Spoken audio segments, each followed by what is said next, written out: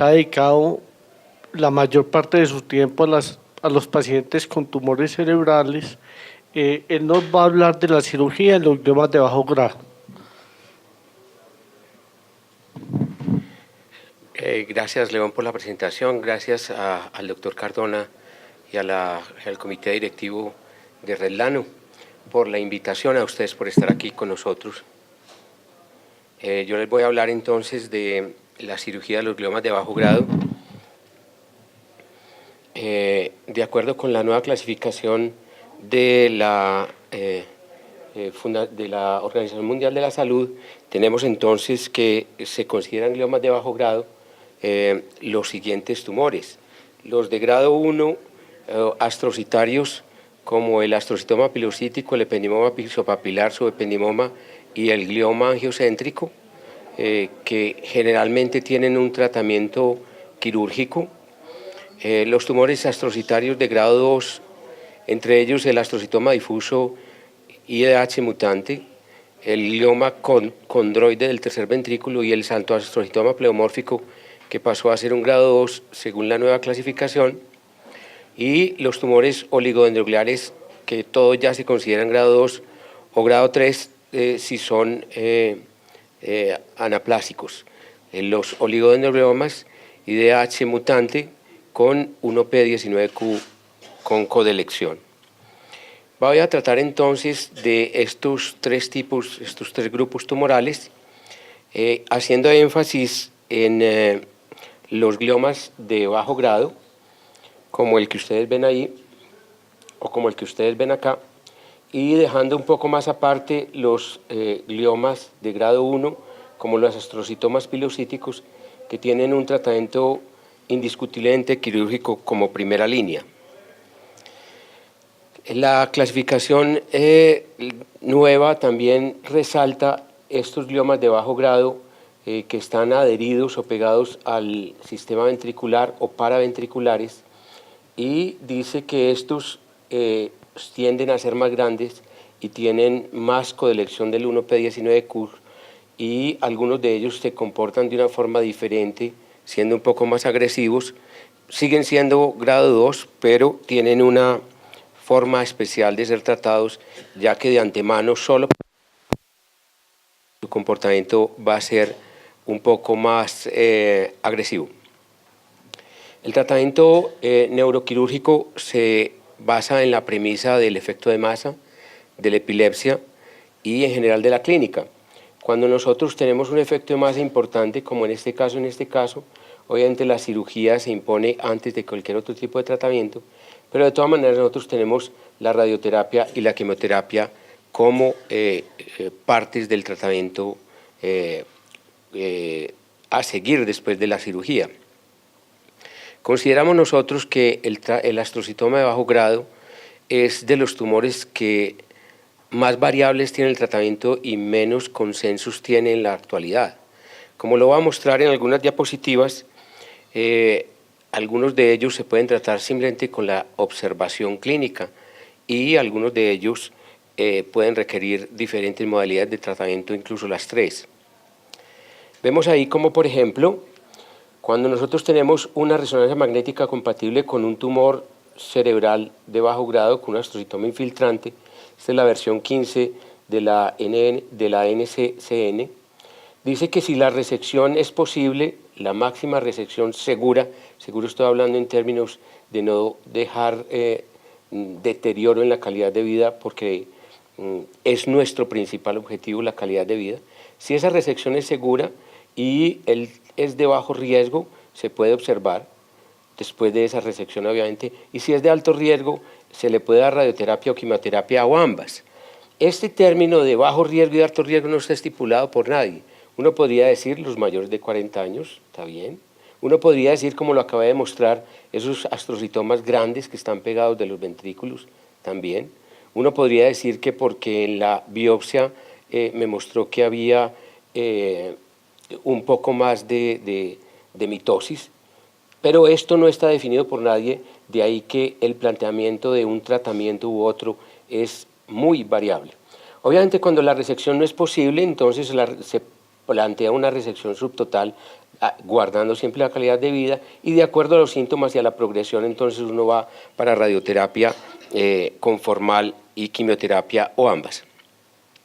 La cirugía, entonces, nosotros tenemos que tener en consideración la edad. Es muy importante para nosotros, pacientes de edad mayor, ya que ellos tienen tendencia a volverse más estrés y a ser más agresivos, el estado general del paciente, obviamente, el deterioro neurológico y el estado neurológico inicial, y obviamente la sobrevida estimada, para partir o a una resección radical, cuando es posible una resección parcial, o a una biopsia o a la simple observación en los casos de una epilepsia controlada.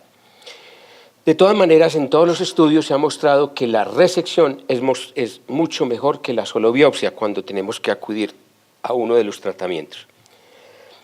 Obviamente hay astrocitomas difusos hemisféricos donde la posibilidad quirúrgica simplemente llega hasta la obtención de una muestra y donde la resonancia avanzada, diciéndonos, según el mapa de Colina, donde hay máximos focos de más agresión y más malignidad tomadas en ese punto para estar seguros de lo avanzado de la enfermedad y lo agresivo de la enfermedad, pues en estos casos entonces la cirugía llega solo hasta la obtención de la biopsia en el sitio más preciso y el más elocuente para mostrarnos la patología de la enfermedad.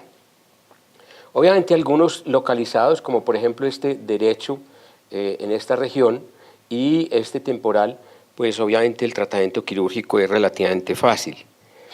Los astrocitomas de bajo grado entonces tienen una resección radical, pueden ser llevados a observación por mucho tiempo sin ningún otro tipo de tratamiento. Obviamente la resección parcial implica que ese paciente debe ir a radioterapia, sobre todo si es mayor de 40 años. Algunos de estos pacientes solo son estables por muchos años y en algunos de ellos uno puede solo tratar la epilepsia y observar. Observar significa estar haciendo resonancias de forma frecuente y regular. Tratar el efecto de masa con cirugía. En la epilepsia refractaria también hay cirugía y obviamente los que tienen síntomas también hay cirugía. La observación se hace con TAC y resonancia cada 3 meses durante 2 años y TAC y resonancia o resonancia cada 6 meses, de acuerdo a qué es mejor, cada 6 meses el resto del tiempo de observación. Nosotros en Medellín hemos tenido pacientes que los hemos observado por años sin ningún problema y hemos también tenido pacientes, incluso menores de 40 años, que después de los 2 o 3 años presentan crecimiento de la lesión y en algunos de ellos se ha detectado que continúan siendo 2 y en algunos grado 3. Es muy importante entonces que cuando tomemos esa decisión sea tomada de acuerdo con el paciente y que el paciente conozca el riesgo-beneficio frente a una cirugía o frente a la observación con imágenes. Los oligodendrogliomas tienen como características que son muy convulsionadores los pacientes, que están asociados a calcificaciones. Los criterios para cirugía son iguales que en los astrocitomas de bajo grado. En algunos de ellos que se logra una resección radical se pueden observar sin hacer radioterapia. La resección parcial implica radioterapia, pero en aquellos donde tienen colección de 1P19Q, la quimioterapia ha cambiado y ese paradigma actualmente está cambiando, diciendo que estos pacientes puede ser preferible darles una quimioterapia y aguardar por la radioterapia. De todas maneras, en la mayoría de ellos, la cirugía es el primer paso y algunos de ellos se pueden observar como lo muestra este estudio. La extensión de la cirugía, el tamaño de células tumoral, el tamaño de volumen tumoral que uno retire, va a definir la sobrevida. Este estudio nos muestra, les puedo de una vez decir que no hay ningún estudio aleatorizado en cuanto a cirugía de gliomas, ni en cuanto a las terapias y a los métodos utilizados para la cirugía, que nos muestre por lo menos una clase 1 o 2. Todos son reportes de casos controles con cirugías ya hechas en otras instituciones o por otros métodos, y rara vez se encuentra uno con un estudio aleatorizado, y esos estudios son básicamente para definir como endpoint obviamente la sobrevida, la calidad de vida, pero con respecto solamente a un procedimiento o a una terapia en sí. Aquí muestra entonces que hay mayor sobrevida a 5 años entre más resección se haga, comparados con los pacientes que solamente se hace una resección parcial. Clásicamente, como ustedes ven ahí en la curva, los astrocytomas de bajo grado en áreas elocuentes han tenido una peor sobrevida. Siempre, clásicamente, históricamente, han tenido una peor sobrevida, y eso debido a que nosotros somos menos agresivos con la cirugía, precisamente tratando de esperar una mejor calidad de vida y no dejar una secuela.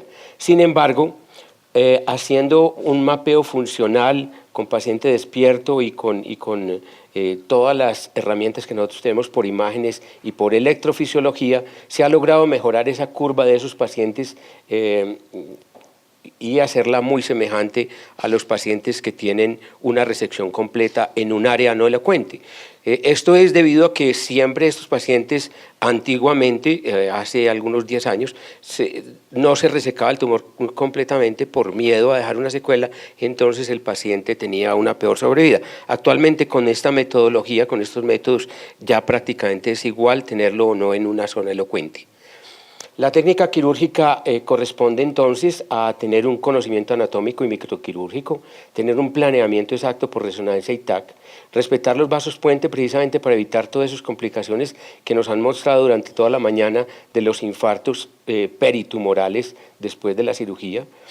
No dañar la corteza en los profundos. Uno busca entrar a gliomas profundos, sobre todo de la ínsula, y en el paso para llegar a la ínsula puede dañar estructuras importantes corticales, utilizando el abordaje transilviano en la amígdala, la navegación en los subcorticales y escoger una vía, y lo voy a mostrar también con otra diapositiva, la vía más expedita de acuerdo a la localización en los insulares. Por ejemplo, ese estudio nos muestra que el abordaje transilviano supratemporal da menos radiación, menos daño a la radiación óptica en esos pacientes con lesión temporal o parietal profunda. El microscopio, la planeación, el aspirador ultrasónico, la estereotaxia, el navegador, la ecografía, la resonancia magnética intraoperatoria, tinciones especiales y el mapeo funcional, y esto yo lo considero lo más importante y lo que ha cambiado actualmente, sobre todo en los astrocitomas localizados en áreas elocuentes, y ese mapeo funcional puede ser con paciente despierto o con anestesia general, y va a ser en lo que yo me voy a detener porque en realidad es lo que se ha avanzado últimamente en las técnicas quirúrgicas. Ustedes ven ahí entonces la resonancia magnética funcional, es muy importante tenerla en cuenta, en este caso para mapear la zona del lenguaje, dónde está con respecto a la zona tumoral. Obviamente la espectroscopia para decirnos dónde hay más tumor con determinados picos de colina para saber dónde se toma la biopsia o dónde tiene uno que hacer énfasis en la resección tumoral. La tractografía, sin lugar a dudas, nos ha permitido saber con respecto al tumor por dónde pasan los tractos, no solamente para evitar lesionar la corteza, en este caso la corteza del área del lenguaje, sino también para evitar el tracto arcuato que comunica Wernicke con Broca. La guía estereotáxica nos ha permitido entonces no solamente tomar biopsias de determinadas lesiones, como por ejemplo esa que es un astrocitoma pilocítico, sino permitirnos hacer resecciones volumétricas completas, como en este caso pre y posoperatorio.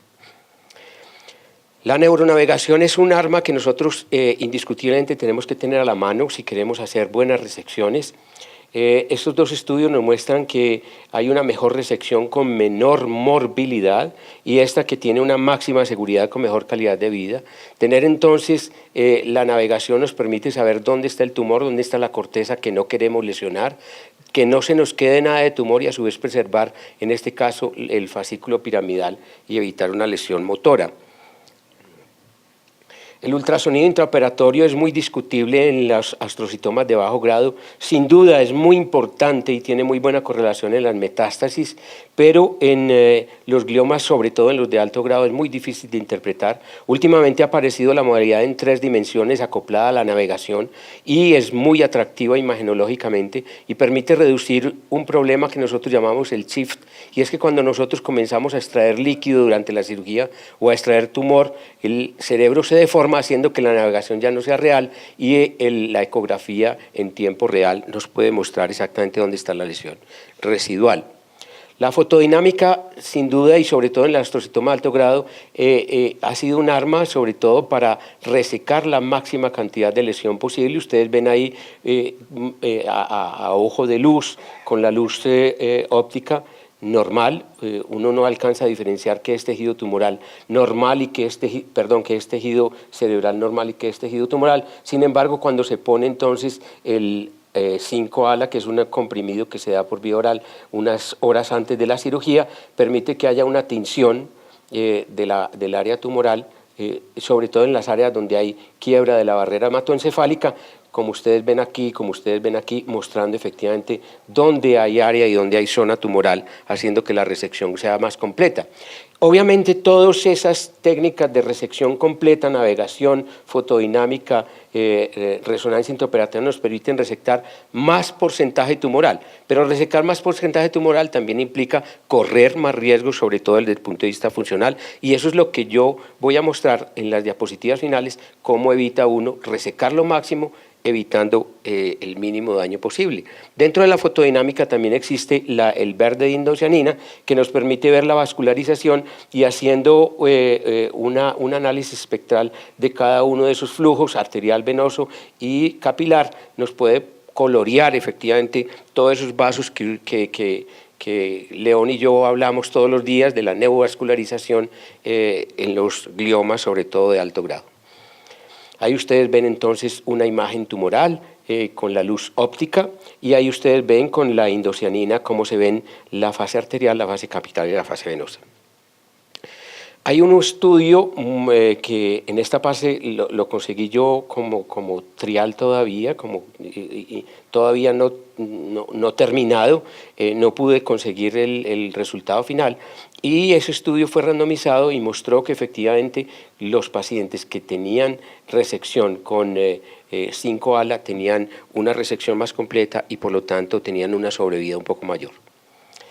La resonancia intraoperatoria es otra arma que es muy difícil de tener en Colombia, sin embargo, hay algunas ciudades, por ejemplo, Barranquilla ya la tiene, y en algunos hospitales de Colombia se puede hacer este procedimiento con salas híbridas donde el paciente se pasa a la sala de resonancia normal y vuelve y se sube al quirófano. Y esto ha llevado a que lleguemos a las siguientes conclusiones.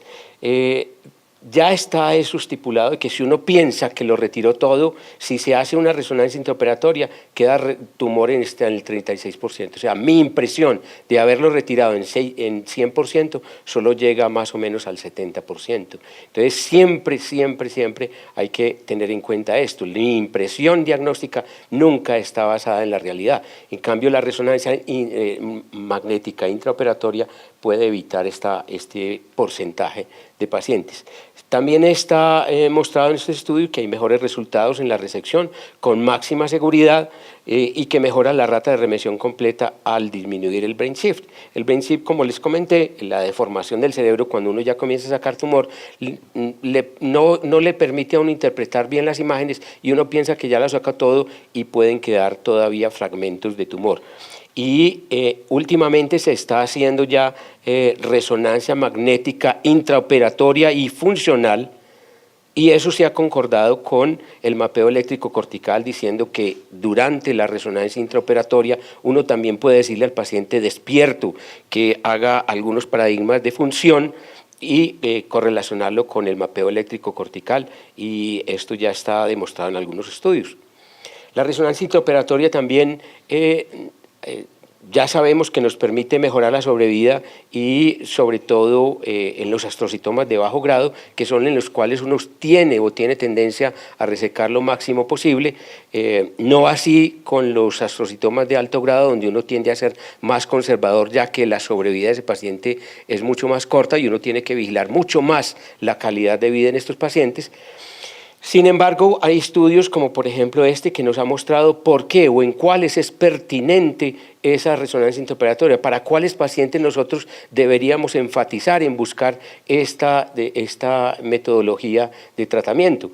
Y se ha llegado a la conclusión de que el volumen tumoral es de mucha importancia cuando el paciente está reintervenido o cuando el grado histológico lo amerita. Esas tres variables hacen que uno sea más propenso a buscar tener una resonancia intraoperatoria. Paso entonces a lo que les dije finalmente, que es el mapeo funcional. Sabemos que podemos resecar con cierta seguridad, pero que entre más resequemos, más riesgo vamos a tener desde el punto de vista funcional, sobre todo en los pacientes que tienen lesiones en áreas elocuentes. Ese mapeo funcional puede hacerse con anestesia totalmente despierto o bajo sedación, o con una anestesia que después el paciente se despierta durante la cirugía y vuelve sin anestesia para terminar ya la cirugía. Ese mapeo puede hacerse con electrocorticografía, con estimulación cortical o subcortical, con potenciales evocados sensitivos y motores para vigilar que no haya ningún daño en los potenciales, y con un examen cuando nosotros tenemos el paciente despierto, motor, del lenguaje, visual y de la memoria. Son estos 4 paradigmas que nosotros podemos evaluar con el paciente despierto. Ahí ustedes ven, por ejemplo, zona visual en este paciente con esta lesión, para vigilar por dónde va el fascículo que lleva la parte visual. Tratando de evitar o de ahorrarse el camino de tener que despertar un paciente, hay algún estudio como este que me encontré en la literatura, donde se puede hacer un mapeo cortical con estimulación transcraniana para estar muy seguro de dónde está la zona motora con respecto al tumor y no tener que despertar al paciente. Esto en algunos pacientes es viable, a pesar de que este método no es muy exacto, pues en algunos pacientes da una buena correlación, sobre todo cuando se ha hecho con estimulación transcraniana y durante la cirugía con estimulación cortical. Esos resultados con estimulación cortical, bien sea con el paciente despierto o con el paciente dormido, han mostrado los siguientes resultados. Este, por ejemplo, muestra que la estancia es más corta, ya que las incisiones son más pequeñas, la resección es más tranquila, el paciente está despierto, entonces la vigilancia del paciente, casi que el periodo posoperatorio, que nosotros lo hacemos en una unidad de cuidado intensivo, con el paciente sedado probablemente, se hace mucho más corta, porque el paciente en ningún momento está anestesiado y prácticamente pasa el posoperatorio y el transoperatorio con nosotros y prácticamente lo podemos dejar ir para la casa al día siguiente. Este, por ejemplo, nos muestra que hay mayor variabilidad en el área del lenguaje. Cuando nosotros examinamos el lenguaje en una resonancia funcional, nos muestra que cuando tocamos y estimulamos ciertas zonas del lenguaje durante el transoperatorio con estimulación cortical, el lenguaje varía supremamente de forma importante, y esto nos ha permitido ver que no nos podemos guiar mucho, como sí lo hacemos del área motora, cuando estamos estimulando el lenguaje. Nos permite también estudio ver que hay más resección con mejor calidad de vida, y nos permite concluir que es el mejor método para áreas elocuentes, bien sea que lo hagamos despierto o dormido. Ahí están otros estudios. Mejora el lenguaje al mejorar la epilepsia cuando hay tumores insulares. Aquí se hizo un análisis de los pacientes, ellos dijeron que su experiencia había sido muy positiva con el paciente despierto. Y en conclusión, nosotros podemos decir que a pesar de no haber estudios controlados, la resección de estos tumores con monitoreo electrofisiológico mejora la resección y obviamente va a mejorar la calidad de vida. Ahí ven otros estudios que nos dicen que hay una rápida recuperación cuando hay lesiones del área premotora o área suprematoria del lenguaje, que los márgenes negativos son más seguros, pero los márgenes positivos aumentan el riesgo de lesiones, y que a pesar de todo no es una técnica inocua, puede producir depresión respiratoria y algunos pacientes lo relatan como inconfortable, de ahí que uno tenga que seleccionar muy bien el paciente en el cual uno lo va a hacer despierto y en el cual uno tiene crisis o riesgo de crisis intraoperatoria. Ahí muestra un resultado donde nos dice que la estimulación en la cirugía del glioma, y esto es un metaanálisis de muchísimos pacientes, no recuerdo cuántos, pero eran más de 600, nos dice que cuando nosotros hacemos resecciones muy grandes en porcentaje, ¿sí?, los déficits van a aumentar, y esto está sin estimulación cortical. Entre más porcentaje nosotros resectemos en azul, más lesiones vamos a tener, ¿sí? Al contrario, cuando nosotros hacemos mapeo cortical, entre más resequemos, va a ser muy parejo con el número de lesiones y déficit posoperatorios. Y lo mismo se manifiesta cuando nosotros hacemos esa misma resección en áreas elocuentes, incluso mucho menor cuando nosotros hacemos estimulación intraoperatoria o no la hacemos en el caso de los amarillos.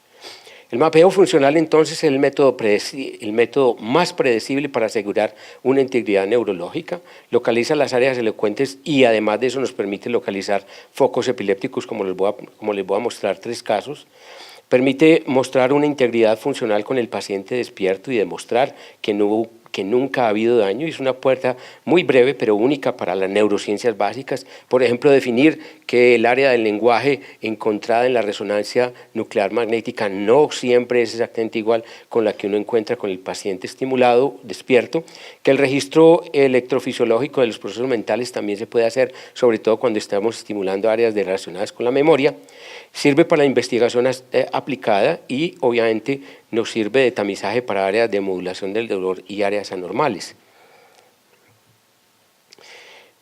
Ahí tenemos entonces unas consideraciones especiales con el glioma insular, como ya les dije, ¿sí? Por ejemplo, este caso, nosotros clasificamos los gliomas insulares de acuerdo a la localización en 4 partes, ¿sí? Y de acuerdo a eso nosotros tenemos diferentes áreas de acceso, como por ejemplo con una resección completa por vía anterior, transilviana, prefrontal. También hay descritos para los gliomas hipotalámicos un abordaje transnasal, transcribiforme. Es una técnica un poco más elaborada, más compleja, pero es una vía muy expedita para entrar a la región del hipotálamo. Nuestros resultados en Clínica Las Américas, en el Instituto de Cancerología, son 337 pacientes con gliomas.